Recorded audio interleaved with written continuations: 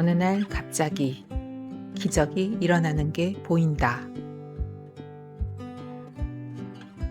한 번 경험하면 정말 믿기 어려운 일이다.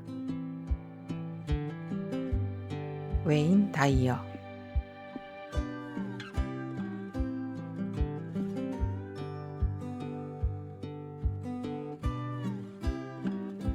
안녕하세요. 소리로 읽는 책입니다.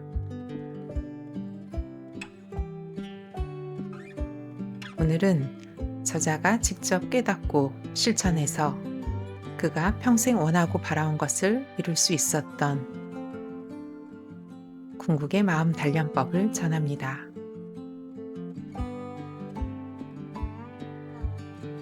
제목 마음의 연금술. 지은이 웨인 다이어, 옮기니 도지영. 펴낸 곳은 비즈니스 북스입니다.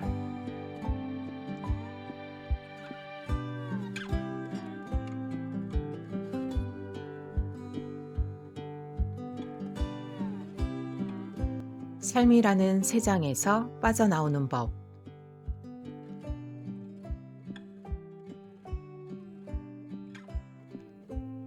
재미있는 옛날 이야기를 하나 들려주겠다. 2년에 한 번 아프리카에 가는 사냥꾼이 있었다. 그는 아프리카에서 잡은 동물을 포상처럼 집으로 가져왔다. 어느 해 그는 정글에서 거대한 동물 서식지를 발견했다. 그곳에는 알록달록한 색깔이 아름다운 앵무새들이 가득했는데 놀랍게도 앵무새들은 전부 말을 할 수 있었다. 무저히 그냥 지나칠 수 없었던 사냥꾼은 앵무새 한 마리를 잡아 집으로 가져왔다. 그리고 앵무새를 새장 속에 두고 정성 들여 돌보며 매일 말을 걸어주었다. 2년 후 그는 앵무새에게 말했다. 난 다시 아프리카에 갈 거야. 정글에 있는 친구들에게 전했으면 하는 이야기라도 있니? 그러자 앵무새가 말했다. 있어요. 당신과 함께 여기 새장 속에서 아주 행복하게 지낸다고 말해주세요. 그렇게만 말씀하시면 돼요. 사냥꾼은 2년 전 그 앵무새를 잡았던 정글로 갔다. 그리고 그곳에 있는 다른 앵무새들에게 말했다. 내가 잡아갔던 너희 친구가 전할 말이 있대. 나와 함께 새장 속에서 지내는 게 행복하다고 했어. 그 말을 듣자마자 나뭇가지에 앉아있던 앵무새 한 마리가 바로 기절했다. 집으로 돌아온 사냥꾼은 그 일을 앵무새에게 이야기했다. 정글로 돌아가서 내가 부탁했던 이야기를 전했어. 그런데 말을 전하자마자 내 친구 하나가 너를 몹시 그리워하면서 떨어져 죽어버렸어. 그 순간 새장 속의 앵무새도 쓰러졌다. 앵무새의 다리는 곧장 하늘을 향했고 몸은 뻣뻣하게 굳었다. 사냥꾼은 앵무새의 옆에 있었지만 어떻게 이런 일이 일어난 건지 알 수 없었다. 그는 죽은 앵무새를 새장에서 꺼내 장작더미 위에 올려놓았다. 그런데 바로 그 순간 앵무새는 숲으로 날아갔다. 사냥꾼이 놀라 말했다. 뭐야, 난 네가 죽은 줄 알았어.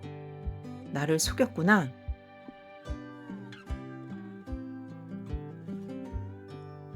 친구가 제게 메시지를 보냈어요. 그 친구는 새장에서 벗어나려면 살아있으면서 죽어야 한다는 걸 행동으로 보여준 거예요.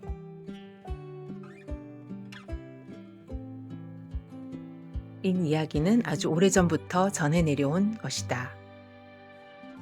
어떤 메시지를 담고 있는 걸까? 이 세상이 전부 세상이라는 걸 당신은 알고 있는가?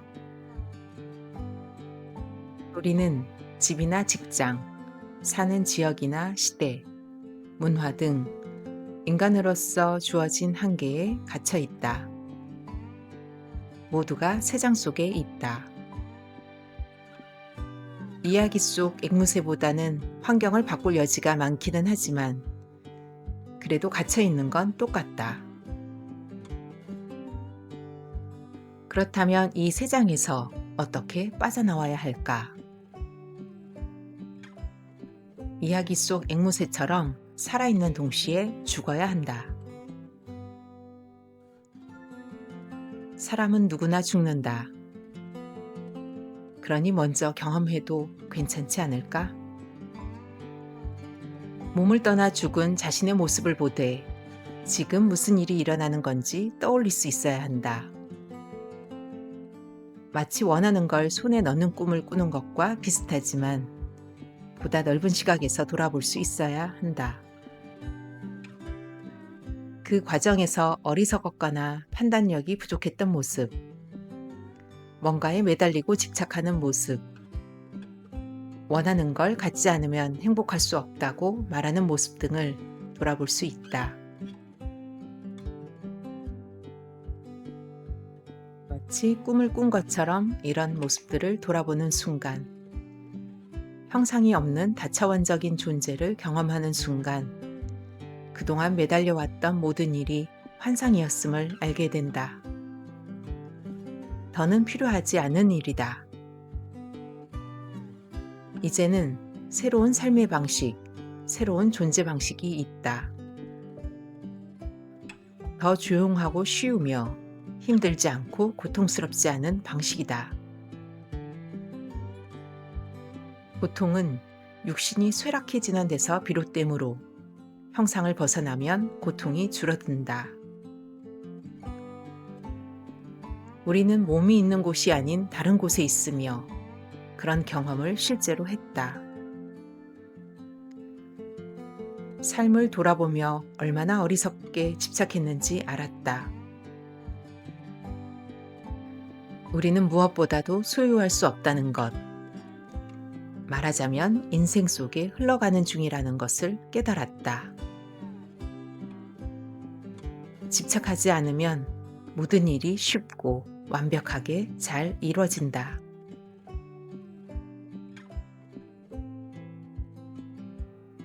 이 세상에 있는 동안, 살아있는 동안 가져야 한다고 생각하는 것과 멀어지려 노력하라. 필요한 건 이미 전부 가지고 있다. 그런 필요를 쫓지 않아도 된다는 걸 깨달을 때 엄청난 만족감을 느끼며 깜짝 놀랄 것이다.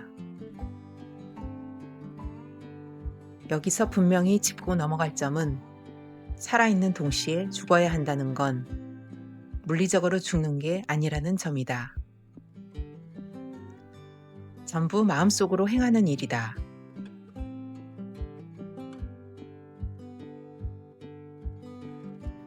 명상을 훈련하고 높은 정신세계에 이르면 자신의 죽음을 경험하는 연습을 할 수 있다. 자신의 죽음이 어떤 모습인지 보고 느낄 수 있다. 시간이라는 개념이 없다면 8시간짜리 꿈이나 80년짜리 꿈이나 기본적으로 같다.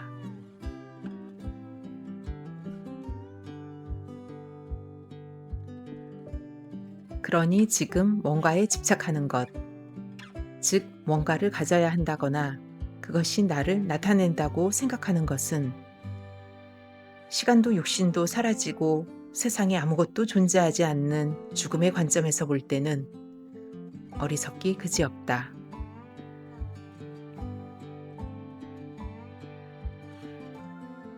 어느 철학자의 이야기다. 사람들이 철학자에게로 와서 신이 있는지 사후세계를 믿는지 물었다. 철학자가 말했다. 저는 사후세계를 믿지 않아요. 하지만 생각은 결코 죽일 수 없다는 걸 알고 있죠. 그 무엇도 정신을 죽일 수는 없어요. 정신은 영원하고 우주가 영원하듯 사람도 영원합니다.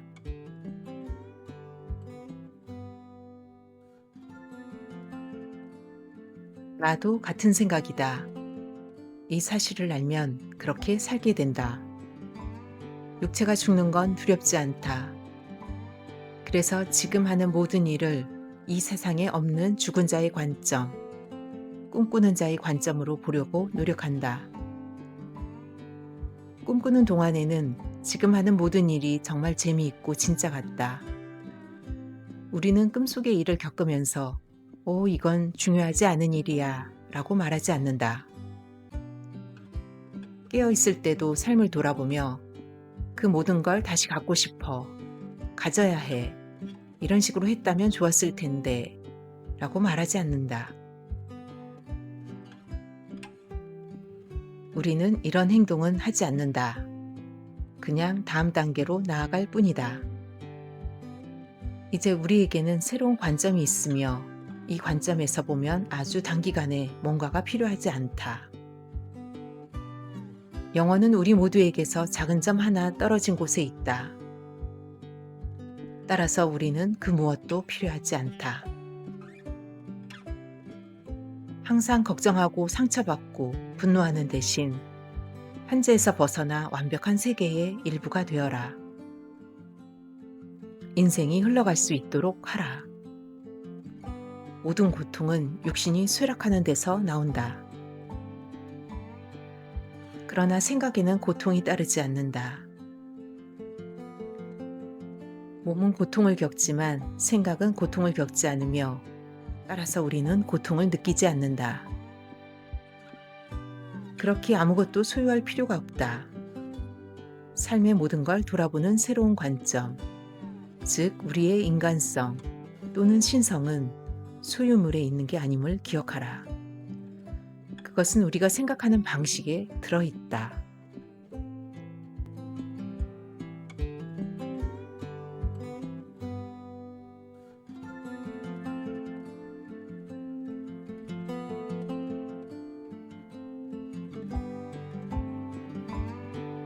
우리를 가두고 있던 것은 세상이 아니라 우리의 생각이었을지도 모릅니다. 남의 기준이 아닌 나의 기준으로, 두려움이 아닌 깨어있는 선택으로 살아갈 때 비로소 우리는 자유로워질 수 있습니다.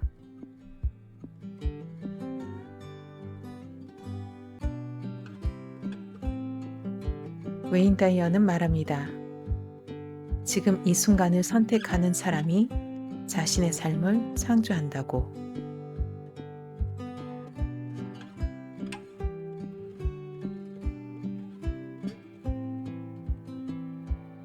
지금까지 소리로 읽는 책이었습니다.